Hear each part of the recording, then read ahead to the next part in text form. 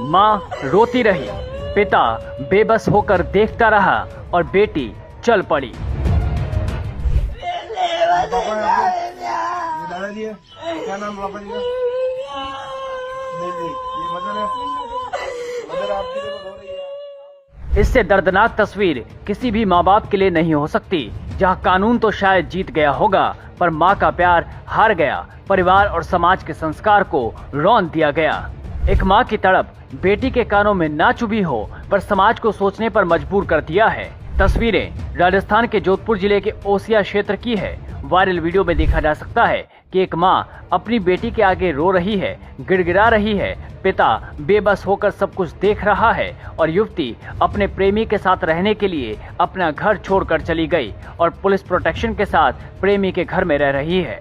जिसके बाद सवाल उठने लगे कि कहाँ गई वो संवेदनाएं, कहाँ गए वो रिश्ते। यही वजह है कि हाल ही में ओसिया विधायक भैराराम सियोल ने विधानसभा में इस मुद्दे को जोरों से उठाया था और उन्होंने कहा कि न केवल कुंवारी लड़कियां बल्कि 3-3 बच्चों की मां भी 120 की स्पीड से भाग रही है।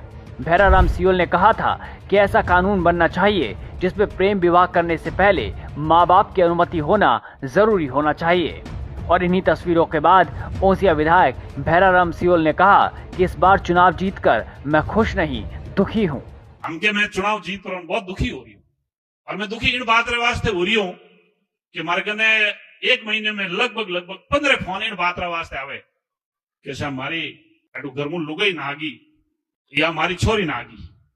और आप ऐसा मेरी बात को कोई अदरवाइज मत लेना। जो मेरे पास फोन आ रहे हैं, मैं ईमानदारी की बात कर रहा हूँ।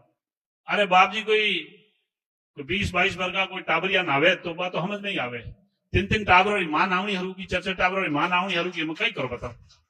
अब ओ हैंग मोबाइल रो असर है और भागीरथ जी बात करे जकी बात कहूं मैं ईमानदारी की बात कह रहा हूं।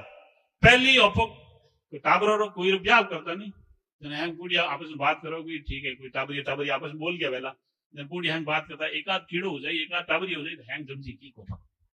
और हमें तो 3-3 4-4 टाबर पहली तो 60 स्पीड में दौड़ता, मैं तो 120 स्पीड में भेजा। भैराराम सियोल का ये बयान और जोधपुर से आई ये तस्वीर और आधुनिकता के नाम पर संस्कारों की हो रही हत्या पर आप क्या कहेंगे? कमेंट बॉक्स में जरूर बताएं, क्योंकि ये कोई पहला मामला नहीं। अदालत में भी बंदी प्रत्यक्षीकरण याचिकाओं का अंबार लगा हुआ है, जिसमें अपने बच्चे या बच्चियों के गुमशुदा हो जाने के बाद माँ बाप लगातार अदालतों के चक्कर काटते रहते हैं और वही बच्चे माँ बाप के सामने आते हैं और उन्हें पहचानने से इनकार भी कर देते हैं। ऐसे में माँ बाप खुद को बस कोसते रहते हैं।